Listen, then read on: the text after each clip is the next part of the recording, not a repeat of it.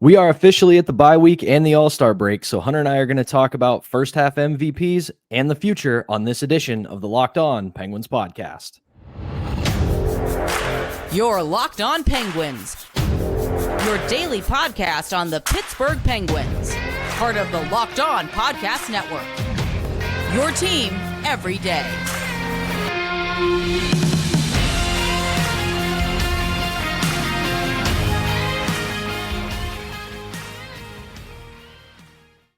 Welcome back, Penguins fans, to another edition of the Locked On Penguins podcast.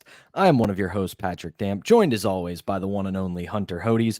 You can follow me on Twitter at synonym for wet. You can follow Hunter at Hunter Hodes, and you can follow the show's account at LO_Penguins. We thank you for making this your first listen / watch of the day because we're your team every day, and we are free and available on YouTube or wherever you get your podcasts. And today's episode is brought to you by FanDuel. Make every moment more. Right now, new customers get $200 in bonus bets if your best bet of $5 or more wins. Visit fanduel.com/lockedon to get started. So, Penguins aren't going to play a hockey game for like another, what feels like 5 years. So we have got to figure out some things to talk about today. But what we are going to talk about, because we're on a break here and we've got a little over half the season behind us at this point. Penguins have played 46 games, so 5 games over the halfway point.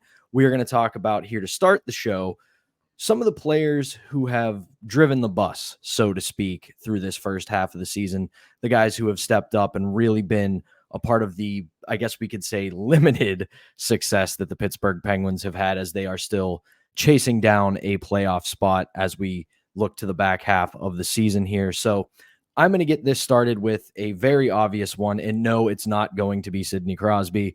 We have excluded him from voting on this just because of what a tremendous season he's having. Little too easy for us, and it would have been very easy for us to just say, it's Sidney Crosby, he's the MVP. Okay, we're done. So I want to look kind of below the hood a little bit, and we can see some of the guys who have also had solid seasons to start it off so far this year. The first one for me is kind of a surprise, more so that not that we didn't think he couldn't be good, but more that when you sign a backup goalie, you don't think, okay, maybe this guy could become your 1B, and that's Alex Nedeljkovic. He has been everything and more for this Penguins team to start the year, and I think this has been one of the best signings that he has had, that Kyle Dubas had all summer, and we obviously know that Ryan Graves has been nothing short of a disaster, despite a little bit of improved play here and there. But you look at Alex Nedeljkovic, a limited amount of work this year, 16 games, 8 wins, 260 goals against average, and a .918 save percentage. For a guy who is backing up someone that needs someone behind him to push him a little bit and maybe have a sort of kind of threat to take the job, he has been as advertised. And to be honest, depending on how this next couple of weeks goes with the Penguins, if it doesn't look like the playoffs are in the cards, this might be an underrated trade chip for Kyle Dubas. So what have you seen from Alex Nedeljkovic so far that makes you think he could be one of this team's underrated MVPs? Well, with the trade deadline, teams need goalies, right? There's a lot of teams out there right now that could use either a starter or a pretty good backup. And I think Nedeljkovic could fetch you at least, a decent pick, maybe pat that to second. Maybe you can even ask for a first, and maybe you get laughed at. You probably will get laughed at, but maybe you can get a second, third, maybe a prospect, something like that in return. And of course, that's if things go really south after the break. But Nedeljkovic, he seems always calm, always composed in his net, looking like the goalie that we saw a few years ago when he was with the Carolina Hurricanes, when he took over that starting job there. Yeah, things went a bit south for him while he was with Detroit, but he's gotten back to basics now that he's a member of the Penguins. And it's been great to see, because we've been wanting a backup to play like this behind Tristan Jarry for quite a while. And I mean, no disrespect to Casey DeSmith, but he did not reach the level that Alex Nedeljkovic has reached this year for this team. He's been a true 1B. And as I've said plenty of times on this show, I think if this team makes the playoffs, Tristan Jarry is your starter, but it's not by much, because if he has maybe a bad game, you can go to Nedeljkovic and you can trust him to do the job. So I have loved what he has done for this team this year. Definitely one of the other MVPs outside of Sidney Crosby, Yeah. which, yes, that's an easy one for us. He is the team's MVP. He should be in the Hart Trophy conversation. It's not even close. Yeah, Sid, just so we're clear, Sid should be in the Hart conversation, not Alex Nedeljkovic. He's been good, but not that good. Of course, yes.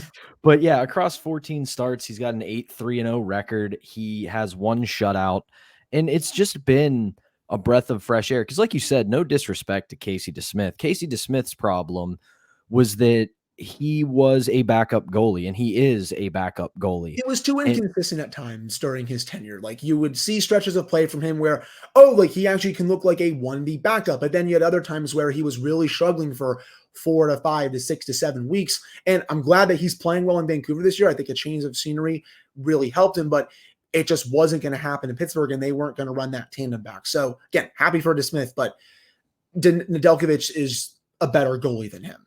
yeah, and to that point, it's working better for DeSmith because what I was starting to say there is that he's a backup goalie. He's not a spot starter.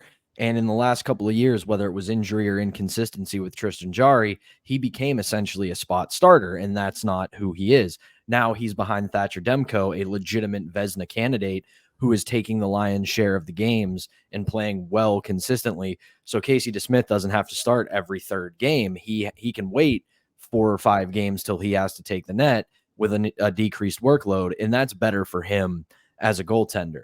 Moving on to somebody else, we got to state another obvious one. It could have been somebody that we could have kept out of the discussion because it's fairly obvious, but you got to go with Jake Guentzel. Just another absolutely incredible season so far this year. He's sitting there with 22 goals, 27 assists, 49 points. Sid has finally eclipsed him with 50 points, but for the lion's share of the season, Jake Guentzel was the team's leading scorer. He had the most points on the team, and it's under, we have ripped our hair out on the discussion of what should they do with Jake Guentzel moving forward, but it's a legitimate discussion because this team is at a crossroads, and he has shown that he is a legitimate superstar in this league. Well, maybe not from marketing standpoints, but the way he plays, he's not just a product of Sidney Crosby. The way I have said this about him for years, you can tell that he is the son of a coach with the way he plays the game. He is rarely out of position. He knows how to get to the soft scoring areas. He thinks the game on a very similar level to Sidney Crosby, because I say this all the time.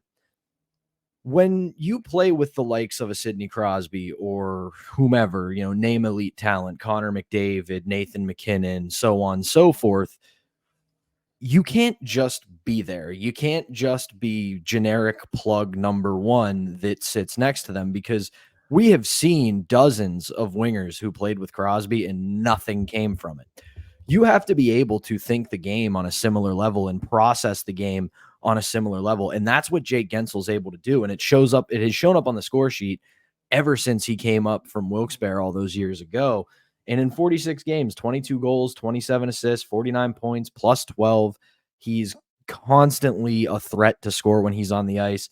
And he talked about it after that incredible spinorama pass against the Canadiens, where he said, I know with Sid just to have my stick down and go to scoring areas. And he's been as advertised. And much like Alex Nedeljkovic, if it gets to the point where we find ourselves at a crossroads with the Penguins, where the playoffs might not be in the cards, that's not a bad guy to think about moving.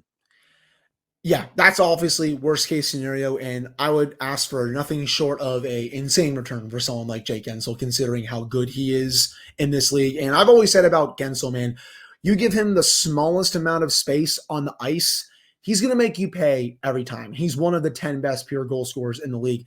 And it feels like a lot of times this season, when it's not Sid doing it every single night, it's Jake.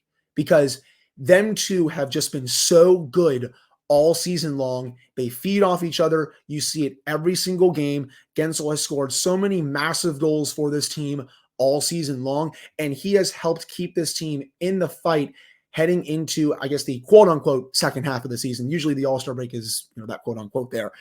And it's been awesome to see him continue to play at this level because, he came into the league like a house on fire. Night one, you saw it. Like, this kid was going to be special, and it's only continued since then.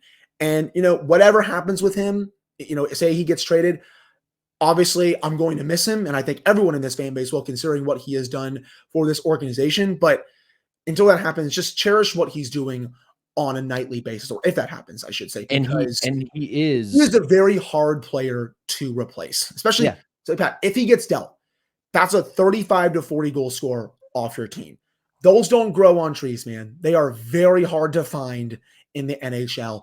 And say he's not on this team next year in any capacity, the Penguins are going to be really trying to find a way to replace him. It's probably going to have to be by committee because you're not going to be finding many of those guys in free agency. They're not all of them are available for trade usually. He has just been outstanding so far. It's been awesome. And he will reach a milestone the first game out of the All-Star break. It will be his 500th career regular season game in the NHL, obviously all with the Penguins. And for a player like him, I say this as a guy who is 5'2" on a good day, that, you know, they have his stats listed at 5'11", 180. I don't know about all that. But again, great player. And That's the short king here. Yes, big time short king. And great player, like you said, really hard to replicate. I know you had one more you wanted to mention before we tossed a break here. Yes, I want to bring up Chris Letang. I think he has been tremendous all year.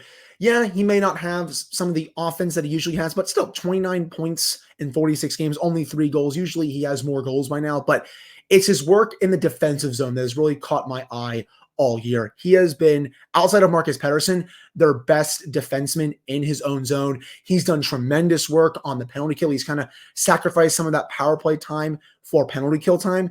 And I'm not going to say he's like kind of taking a back seat from that, but he just in a different role, but he's helping the team win every single night and continues to play like a number one defenseman every night. I think he's been awesome for the Penguins this year. I also do want to shout out Marcus Pettersson, who I do think has had a great season so far outside of the last couple of weeks. And of course, Tristan Jarry. He's been great all year outside of the first couple of weeks in net. I mean, he's played like one of the best goalies in the league, Pat. You know, he's 11th in the league in goals saved above expected with 913 save percentage, 2.53 goals against average. I know a lot of people said after January 1, that's where he kind of falls off. But since then, he's had some really good starts. He's kept the Penguins in games. He hasn't allowed too many bad goals since the new year. And if he can keep that up, again, they're going to continue to stay in this race going into the trade deadline and even past the trade deadline. So I really wanted to shout out Jarry and Pettersson, especially for Pettersson's defensive work in his own zone. By far the team's best defensive defenseman, and it's not close. Just want to shout both of them out overall, though. Yeah, Chris Letang definitely for me, because I think he's been playing within himself. He's not trying to do too much, and he is taken a reduced role with nothing but grace and looked like a great player in doing so. Hard for me to give Jarry and Pettersson quote unquote MVP, just because, you know, Jarry had a rough start to the year and legitimately he was kind of the reason they started the year slow. And for Pettersson, just the last couple weeks, he's trailed off a little bit. I don't doubt he's going to bounce back, but there's definitely a little bit of concern there for me, but it's not, you know, pressing the panic button. It's just tough stretch for a guy who's played some hard minutes. But that is going to do it for this segment. When we come back, we're going to take a look at the rest of the schedule, the way out, and how this Penguins team can chart their way back to the Stanley Cup playoffs in the second half of the season. But first, we have to tell you about one of our sponsors, and that is FanDuel. Happy Super Bowl to all who celebrate from FanDuel, America's #1 sportsbook. If you're like me, Super Bowl Sunday is all about scoring the best seat on the couch, grabbing your favorite football snacks, and placing some super bets. I love Super Bowl Sunday, one of my favorite days of the year. Big time football fan here, but at the same time, there's nothing like a Super Bowl Sunday party. The food is always great, the commercials are hilarious, and the company is even better. FanDuel has so many ways for you to end the season with a W or 2 or 3. Not only can you bet on who will win Super Bowl 58, but FanDuel has bets for which player will score a touchdown, how many points will be scored, and so much more. New customers, join today and you'll get $200 in bonus bets if your first bet of $5 or more wins. Just visit FanDuel.com/lockedon to sign up. That's FanDuel.com/lockedon. Make every moment more with FanDuel, an official sportsbook partner of the National Football League. And we're not done just yet. We got to tell you about our next sponsor, and that is Factor. Get started on your resolutions with Factor so you're ready for the new year. Factor's ready-to-eat meal delivery takes the stress out of meal planning and sets you up for success in the new year. Skip the grocery stores, prep work, and cooking fatigue. Instead, get chef-crafted, dietitian-approved meals right to your door with over 35 meals to choose from per week, including options like keto, calorie smart, vegan, veggie, and more. Plus, over 55 weekly add-ons, you'll have a ton of nutritious and flavorful options to kickstart your resolutions. Forget frantic lunch preps and rush dinners. Factor's 2-minute meals are your secret weapon in the new year. Fuel up fast with restaurant-quality meals, all delivered right to your door. Factor now offers loads of snack options like breakfast, smoothies, juices, snacks, and more to keep me going no matter what's on the schedule. So skip the overpriced takeout trap. Factor is cheaper and way more delicious than takeout. Get chef-crafted restaurant-quality meals delivered right to your door, and they're ready to heat and eat in just 2 minutes, which means more time for you. When things get hectic, Factor is flexible. Change your order up every week with plans from 4 to 18 meals per week, or pause or reschedule your deliveries anytime. Not only does Factor offer fast, simple solutions when I'm too busy to cook, they also help me stay on top of my goals. With offerings like Protein Plus and Keto, I can stay on track. This is definitely going to come in handy for my New Year's goals, one of which has been to work out more consistently and eat healthier. So head to factormeals.com/LockedOnNHL50 and use that code LockedOnNHL50 to get 50% off. That's code LockedOnNHL50 at factormeals.com/LockedOnNHL50 to get 50% off.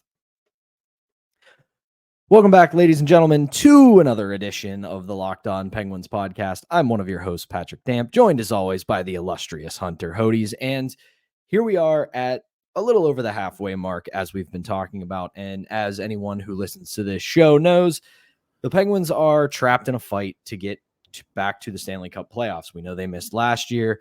They are about 5 points out of the second wild card spot. They currently sit 5th in the Metropolitan Division with 51 goals.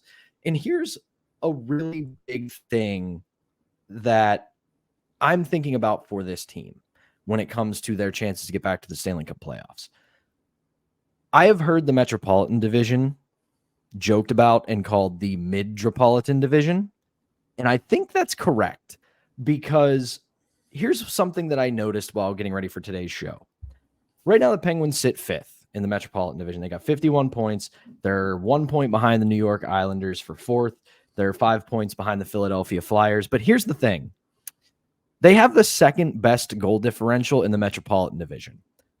The Rangers and Hurricanes are tied at +19, and the Penguins are +12. Every other team in the Metro is at a negative goal differential. The Flyers are at 1. The Islanders are at -23. The Devils are at -7. And then you have the Caps and Blue Jackets who have 31 and 37 respectively. So realistically, I do think, and I think you said this either yesterday or last week, the Atlantic Division is more than likely going to send 5 teams to the postseason. For the Penguins to get to the playoffs, they're going to have to finish 3rd in the Metro. Yes. I don't think they have a choice in that. They're going to have to leapfrog the Flyers and get that 3rd spot behind the Rangers, who will get in, I think, and the Carolina Hurricanes as well. And it's funny, you said they have 51 goals. I assume you meant 51 points, Pat. You know, I'm going to message you a little bit about that. They have 138 goals on the season. There we go. And the goal differential is very good. The -23, I believe you said, for the Islanders is nothing short of hilarious. I look at their record every day when I look at the standings. I just laugh, honestly. 12 overtime losses, -23 goal differential. Yet they have 1 more point over the Penguins. Make it make sense in the NHL. And with the games in hand, again, these just mean so much when you head into February. Their first game after the break is against the Winnipeg Jets at home. One of the best teams in the league, especially the Western Conference. And I'll say this, I didn't see that coming. I didn't think the Winnipeg Jets were going to be this good this year, but that's going to be a big game. You then go to Minnesota. They're not that good. You can win that game. You have Winnipeg the next night after. That's going to be tough on a back-to-back. Florida at home again. You got to try to win that game against a team that is one of the better teams in the conference. And then you have Chicago later in the month. That has to be a must-win in the month of February. Chicago's not going to have Connor Bedard. A lot of regulars are going to be out for them as well. Outside of him, that has to be a must-win. Then you have a Kings team, which is really slumping as of late. You have the Islanders, who you've beaten twice. You have the Canadians, who you've beaten twice. The Flyers, where you need to win that game on Sunday. And then Vancouver and Seattle to end the month because they have their Western Canada swing, right? You look at this schedule in February, Pat, overall, there are quite a few winnable games. Minnesota, Chicago, LA, Islanders, Canadians, Flyers, Seattle. There also are some games that are kind of toss-ups, for example, like the Vancouver game, the 2 Winnipeg games, maybe in the Florida game. But outside of that, there is ample opportunity for this team to make up some ground in February with how the schedule is before it gets a little crazy in March. And they also have quite a few off days in this month as well. They have a couple back-to-backs, but nothing too crazy. This is where they're going to have to really buckle down and bank some points against teams that are honestly not that good, because there are quite a few winnable games in this coming month. Yeah, and to pick the ball up from there and keep running with it from what you were saying, you go into March and they literally do not have, they have 2 days off one time, and that's the 20th and the 21st. They play every other day in March. This is going to make some fun content with that schedule. Game recap, preview, game recap, preview. Then we're just recycling it all. This is going to be insanely hectic. But here's the thing, though. When you go to March, first and foremost, you have 7 divisional games in March, 7 Metro games. Those are going to be huge because a lot of them are teams that you're chasing, or that are chasing with you. The Capitals, the Red Wings aren't in the division, but you're in a battle with them for the wild card. The Devils, the Hurricanes, and then you have the Rangers up top. But that's the other thing about March is a schedule where you have a lot of really good teams on your schedule. The Oilers, the Bruins, the Rangers, the Dallas Stars, Carolina Hurricanes, Colorado Avalanche, all teams that this year are going to be tough tests. So it is imperative when they come out of the break here in February, the games that we point at and say these are winnable games, you have to win them. Because one, you went into the break with some confidence. We talked about that yesterday. You lost a shootout, but played a very tough game against a very tough team. They answered the bell against the Florida Panthers. It would have been real easy for them to back down against a team like that. And they, to a man, top to bottom on the roster, went into the fight. They all played that game. And then they get a dominant victory, even though it was in overtime, because they were the better team for 60 plus minutes against the Montreal Canadiens. And you set yourself up, especially considering that they are right there with Ottawa as a team that has played the least amount of games going into the break, with games in hand, and everybody they're chasing at this point, especially in the Metro, is starting to fall. So you really have to be ascendant in February, and you have to give yourself some room in March, because let's be completely honest here. They're probably overmatched against the likes of the Oilers. That team looks like an absolute wagon. They might tie the winning streak from the Penguins, 17. That's coming up right after the break. So they're a wagon right now. They're probably, even though they've beaten them already this year, they're probably a little overmatched against the Bruins. But the thing that's nice about the March schedule is they play the tough team, and then a couple of winnable games follow. You have a back-to-back in Western Canada, Calgary to Edmonton. That's going to be really tough. But then you come home for the Blue Jackets and the Capitals, 2 very beatable teams. You play the Bruins and then the Oilers in a back-to-back, and that's a brutal schedule, especially because one game is in Boston, the other's in Pittsburgh. But then you get the Senators and the Sharks, 2 games you should win. And then you have the Rangers and then the Red Wings.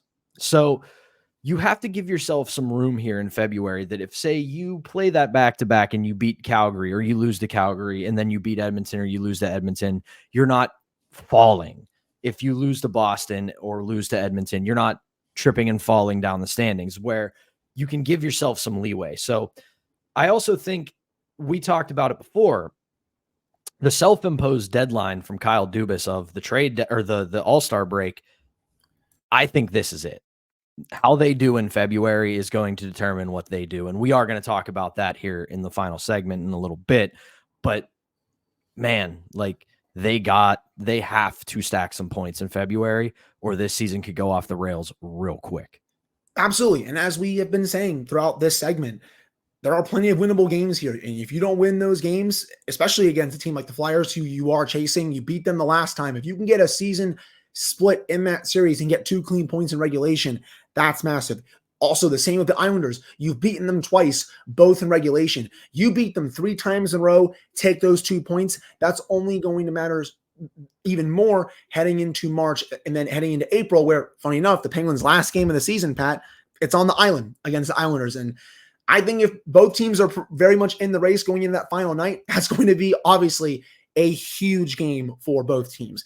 And then even April, after March, where that schedule gets crazy, they have some tough games as well. They have a back-to-back with the Rangers and the Devils to start the month. They have the Capitals in there. They have the Lightning one more time. They have the Maple Leafs, the Red Wings, the Bruins, the Islanders.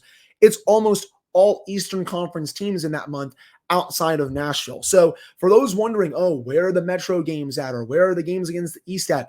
They're coming, and they're coming really quick. So it's gut check time for this team. We are going to find out very fast once the All-Star break is done what this team is made of. So, Penguins fans, go ahead and buckle up because we have got a bumpy ride ahead. But that's going to do it for this segment. When we come back, we're going to talk about some comments from Elliotte Friedman about the future of this franchise. We're going to give our thoughts on that and what we think the Penguins should or could do moving forward. But first, we got to tell you about our next sponsor, and that is eBay Motors. Passion, drive, and patience, what brings home the winning trophy, is also what keeps your ride or die alive. eBay Motors has everything you need to maintain your vehicle and level it up to peak performance. From superchargers, roof racks, exhaust kits, LED headlights, and more, whether you're into speed, power, or style, eBay Motors has got you covered. With over 122 million parts for your number one ride or die, you'll always find exactly what you're looking for. And with eBay Guaranteed Fit, your part is guaranteed to fit your ride every time or your money back. Because with eBay Motors, you're burning rubber, not cash. With all the parts you need at the prices you want, it's easy to turn your car into the MVP and bring home that win. Keep your ride or die alive at ebaymotors.com. Eligible items only. Exclusions apply. eBay Guaranteed Fit only available to U.S. customers. We're back here for the final segment of the Tuesday edition of the Locked On Penguins podcast. I'm one of your co-hosts, Patrick Damp, joined as always by the one and only Hunter Hodes. So I'm going to read here some comments from the one and only Elliotte Friedman from his appearance on NHL Network on Monday night.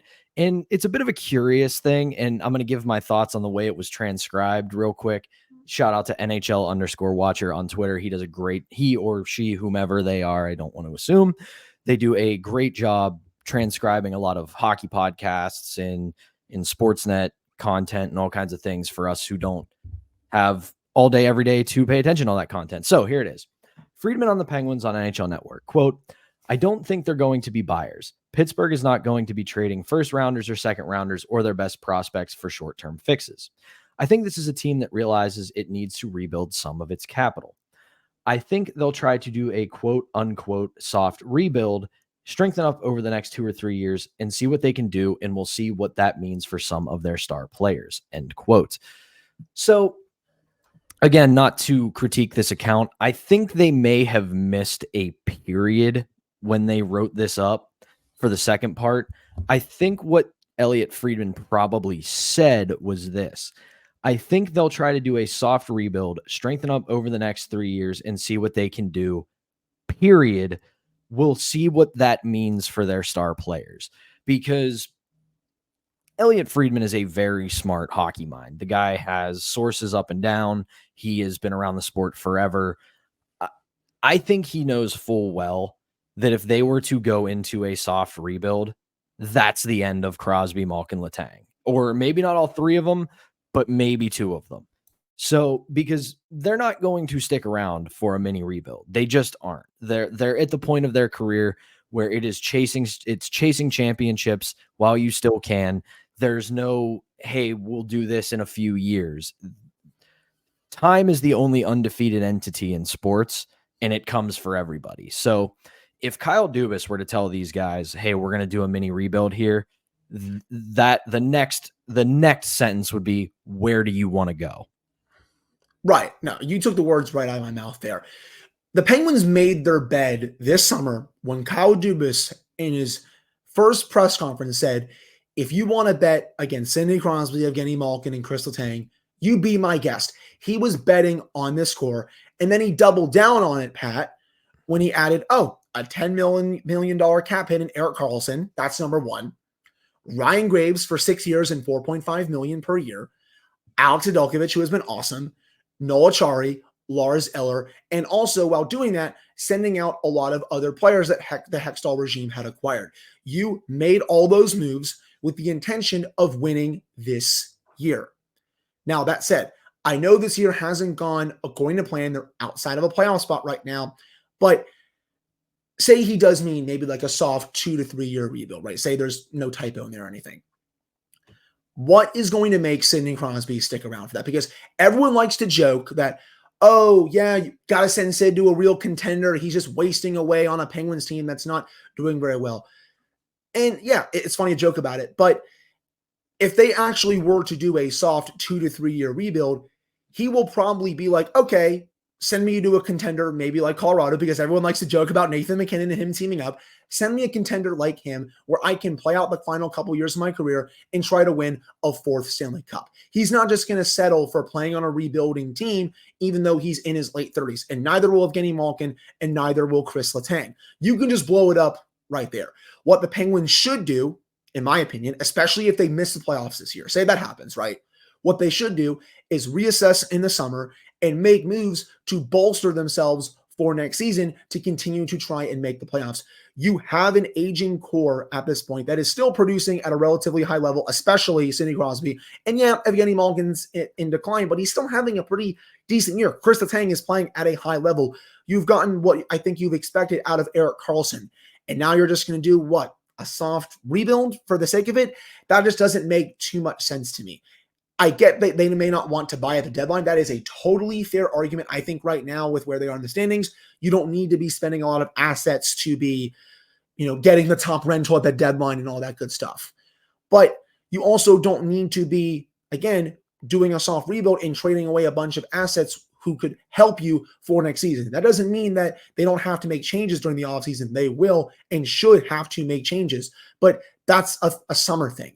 What they should do, if they miss the playoffs, is to bolster themselves for next year because they've already made their bed. You owe it to Crosby to give him a winning team, and that is what Kyle Dubas should do. You can't just, excuse my language, you can't just half-ass this thing. You either go all in again over the summer, or you just blow this whole thing up at the end of the day. That's their two options here. You can't just do a soft little rebuild at the end of the day. You can make little depth moves that can change the bottom 6, maybe get another defenseman, but keep the same core in place while interchanging the other parts of the roster. That is what I would do. Or the other option, you just blow this whole thing up and start the rebuild early. There's no soft rebuild in my opinion. I think, honestly, I've said it before on the show, I think this summer is going to bring about, regardless of what happens, the only way I see this not happening is if this team somehow lights itself on fire and goes on to like the conference final or something. I think this is going to be a transformative summer. I think what Rossi wrote a few weeks ago about how Kyle Dubas could sit down and use what he has at his disposal to make this team younger and make this team faster by moving out some popular players. I think he's going to have that hard conversation with Crosby, Malkin, and Letang and just sit them down and go, listen, guys, I know you love Brian Rust. I know you love Jake Gensel. I know they're your boys. I know you've won Stanley Cups, but I need to fix the mess that the last regime left. And that means you're going to have to part with some popular players. You're going to have to maybe make some really tough decisions that I always point back to this trade. The James Neal for Patrick Hornquist trade. The Penguins didn't on paper win that trade. They lost that trade. They got fleeced. But they needed a culture reset. They needed a guy like James Neal to leave, and they needed a guy like Patrick Hornquist to come in and turn this team into a wrecking crew. That did all that and more when they made that trade. And I think this summer, he is going to have that conversation with the big 3 or 4 now, if you want to count Erik Karlsson, and just say, listen, you guys are still great. Undoubtedly, still 4 great players, but you need help. You need a better supporting cast. You're not 25 anymore. You can't put this team on your back on your own and carry them into the playoffs. You need guys to help you out. So I'm going to have to move the guys you like right now to get you more guys to help. And I agree with the first part of Friedman's take. it's a seller's market this year. There's way too many teams still in the race, and a bunch of teams are only going to be targeting 4 or 5 teams for rentals, and the market is going to go through the roof. And the Penguins won't be able to compete with that. But what they will be able to do is maybe move a couple guys at the deadline that might get you a nice little return.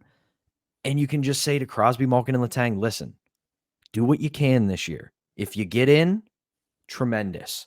We'll roll those dice all damn day. But if you don't, we're going to make changes this summer, and we're going to get you back to where you need to be. So there is no world, like you said, they made their bed. They're not going to rebuild, because if they rebuild, it means everybody's going. Crosby, Malkin, Letang, Carlson, the whole lot of them. Agreed. But we're not there yet. No, I completely agree. And I keep going back to this on a lot of shows that we've done together, and I'll say it again here. If you want to do something like what the Capitals did at the deadline, where they sold off a couple assets, but then also said, yeah, we're doing a small retool on the fly. We're going to keep the core together while also trying to make moves to bolster the team for next year during the offseason. Okay, I would maybe be okay with that, because you're trying to make moves over the summer to bolster the team. But again, if you're just going to do a quote unquote soft rebuild, just blow this whole thing up. I wouldn't do that right now. I still think this core has more to give. So I would rather see what this team can do over the offseason with cap space, and hopefully Kyle Dubas spends it a little more wisely to see if he can bolster this team with a better supporting cast for the core for next season. Because I do think with the core, even though it's a bit aging, they can still get you to the playoffs, but they just need a little bit of more help. They need some more depth scoring from the bottom 6. They need a little more help from the back end outside of Erik Karlsson, Chris Letang, and Marcus Pettersson. They need help outside those 3 guys. You're getting the goaltending right now, and whoever is Jari's backup next year, they'll need a good backup for that. But the main pieces I still think are in place for this team to get to the playoffs. They just need better players around them to help them. And that offseason will provide that opportunity as long as you spend that cap space that you have wisely. It's not going to be as much cap space as you had this past summer, but it's still going to be enough where you can get a few pretty solid players to help this team win for next season. So if I am Kyle Dubas in the Penguins front office, that is my plan. If you don't make the playoffs, make some changes in the offseason, but bolster the core so that they can go give this another run next year. Because let's face it, I don't think this team is a Stanley Cup contender right now. You agree with that. And I don't know if they're going to be a true cup contender next year, but you can get them at least maybe going a little bit in that direction, at least have them get into the dance where anything can happen rather than just go into a quote unquote soft rebuild. That just doesn't make any sense to me. To me, the bones of a contender are there. They just have to build a better body, I agree, so to speak. And they have the ability to do that, I think, because there are always GMs who will make panic moves because they didn't achieve as much as they wanted to, and they think they got to go in a completely different direction, or their rebuild isn't going as fast as they had hoped. And that's where Kyle Dubas has to come in and take advantage of that. So we will see. It's going to be a very interesting rest of the season. And into this offseason. If there's one thing you can say about the Pittsburgh Penguins, they are never boring. But that is going to do it for us on this edition of the Locked On Penguins podcast. Thank you so much for joining us on another edition of this show. We appreciate you tuning in. So for Hunter Hodes, I am Patrick Damp. We will talk to you tomorrow when we've got a pretty unique guest coming on. You're not going to want to miss that one, but we will talk to you tomorrow.